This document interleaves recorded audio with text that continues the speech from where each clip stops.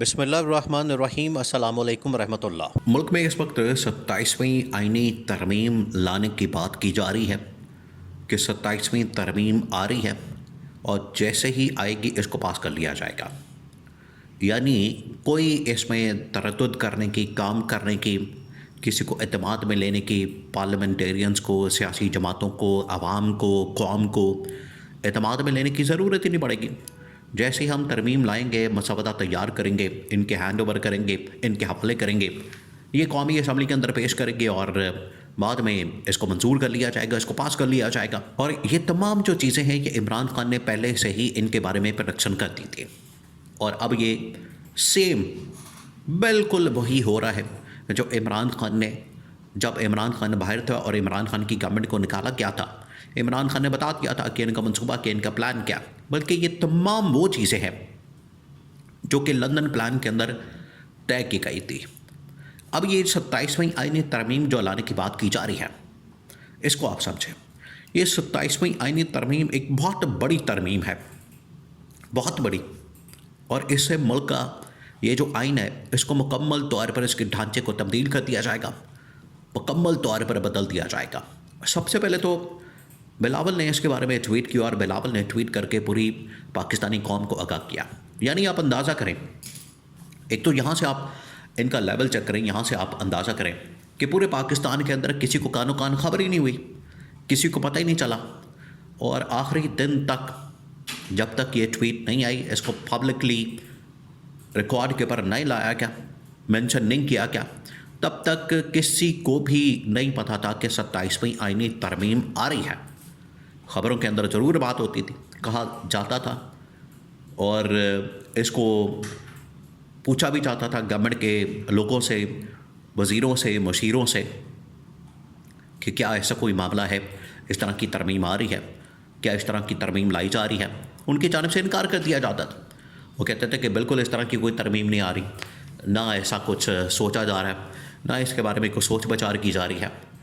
لیکن اچانک سے بلاول بھٹو نے اس کے اوپر ٹویٹ کر کے دھماکہ کر دیا۔ تو اس کے اوپر تو سب سے پہلے تمام کے تمام پارلیمنٹیرینز نے احتجاج کیا۔ اب احتجاج سے کیا ہوگا؟ احتجاج کرنے سے یہ ایسے ہی بس گونگلوں سے مٹی جھاڑنے والی بات ہے کہ آپ کے احتجاج کرنے سے کیا ہوگا۔ اگر آپ نے احتجاج کرنا ہے، اگر آپ سمجھتے ہیں، کیونکہ اب بہت سارے نون لیگ کی، پیپلز پارٹی کے تمام ایم این اے اور سینیٹرز اس کے اوپر احتجاج کر رہے ہیں، اس بات کے اوپر کہ ایک تو ہمیں اعتماد میں نہیں لیا گیا، دوسرا یہ جو ترمیم آ رہی ہے یہ پارلیمنٹ کے اوپر حملہ ہے، سپریم کورٹ کے اوپر حملہ ہے، اداروں کے اوپر حملہ ہے، اس سے آئینی ڈھانچہ بدلا جا رہا ہے، آئین بالکل ختم ہو جائے گا، بے وقت ہو جائے گا، آئین بالکل ختم ہو جائے گا، فارغ ہو جائے گا، اس کی وقت نہیں رہے گی، اس کی اوقات نہیں رہے گی، اور اختیارات، طاقت ایگزیکٹو سے، عدلیہ سے، پارلیمنٹ سے کہیں اور چلے جائیں گے۔ تو اگر ان کو اتنے تحفظات ہیں اس ترمیم کے اوپر، اس آئینی ترمیم کے اوپر، امینڈمنٹ کے اوپر اتنے زیادہ تحفظات ہیں، تو ان کو بجائے احتجاج کے ان کو استعفیٰ دے کے باہر آ جانا چاہیے، باہر آ کے عمران خان کی تحریک جوائن کر لینی چاہیے، یا کم از کم اپنے دائیں اپنی سطح پر ان لوگوں کو اس کے خلاف احتجاج کرنا چاہیے، آواز اٹھانی چاہیے، اور پہلا جو اس کا آغاز ہوگا وہ یہ کہ استعفیٰ دے کے باہر آئیں، اور استعفیٰ دے کے باہر آئیں گے تو آٹومیٹکلی یہ ترمیم رک جائے گی، جس کے اوپر یہ لوگ اعتراض بھی کر رہے ہیں، جس کو کہہ رہے ہیں کہ ہمیں بتایا نہیں گیا، ہمیں انفارم نہیں کیا گیا، اور یہ بات حقیقت ہے، اس میں کوئی شک والی بات نہیں ہے، اس میں کوئی دو رائے نہیں ہے، نہ گورنمنٹ کے لوگوں کو بتایا گیا، نہ وزیروں مشیروں کو بتایا گیا، نہ اس حوالے سے پارلیمنٹیرینز کو آگاہ کیا گیا، نہ ایم این اے کو، نہ ایم پی اے کو، نہ ہی سینیٹرز کو۔ ایم پی ایس تو خیر اس ڈائریکٹ اس پروسیس کے اندر نہیں آتے، وہ تو ایم این ایز آتے ہیں، کیونکہ قومی اسمبلی کے اندر، سینٹ کے اندر اس ترمیم نے پاس ہونا ہے، اور 2/3 میجورٹی کے ساتھ، یعنی کہ 250 کے قریب، 225-30 کے قریب ایم این اے، سینیٹرز، اس کے بعد ان کو مکمل طور پر بلائنڈ رکھا گیا، اندھیرے میں رکھا گیا۔ یہاں سے ایک تو اندازہ کریں، اور اگر یہ سمجھتے ہیں صحیح معنوں میں کہ ان کو بلائنڈ رکھا گیا، اندھیرے میں رکھا گیا، آگاہ نہیں کیا گیا، انفارم نہیں کیا گیا، تو ان کو احتجاجاً استعفیٰ دے کے باہر آ جانا چاہیے، نمبر 1۔ نمبر 2، اب یہ جو ترمیم آ رہی ہے یہ کس طریقے سے اداروں کو مفلوج کرنے جا رہی ہے، عدلیہ کو، الیکشن کمیشن پاکستان کو اور باقی تمام کے تمام اداروں کو. باقی تو خیر جتنے بھی ادارے اس وقت پاکستان کے اندر کام کر رہے ہیں وہ ڈائریکٹ کنٹرول میں ہوتے ہیں گورنمنٹ کے. گورنمنٹ ان کو کنٹرول کرتی ہے، اپنے بندے وہاں پر بٹھا دیتی ہے، ان کے ذریعے سے کنٹرول کیا جاتا ہے، تمام چیزوں کو مینج کیا جاتا ہے. اور کوئی بھی گورنمنٹ کا ادارہ سرکاری وہ گورنمنٹ کے خلاف نہیں جاتا. ایک جو ادارہ تھا عدلیہ، سپریم کورٹ آف پاکستان یا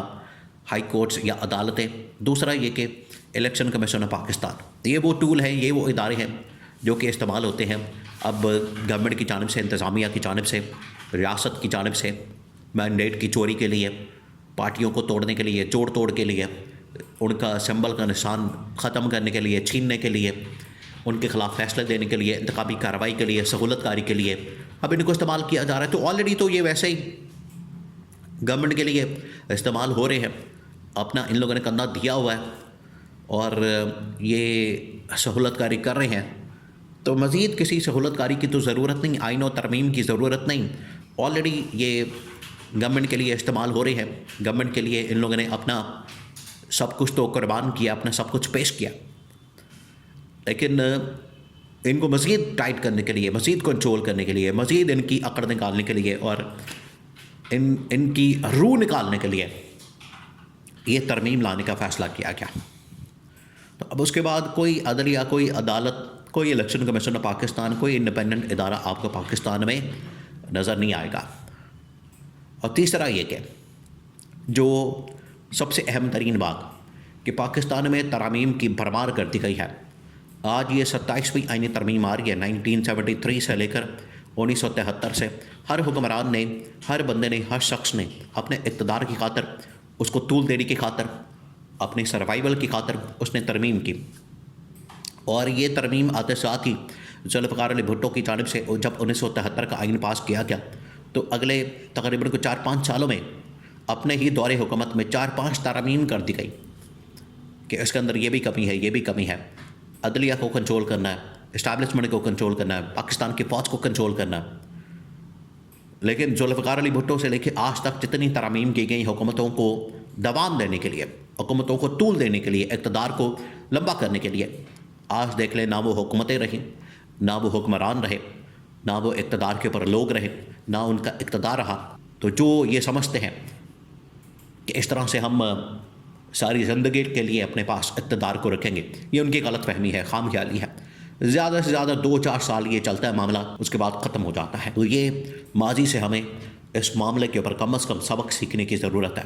اور یہی عمران خان کہتا ہے اس کے اوپر انہیں عمل درآمد کرنے کی ضرورت ہے اور ہوش کے ناخن لینے کی ضرورت ہے، اس سے پہلے کہ دیر ہو جائے.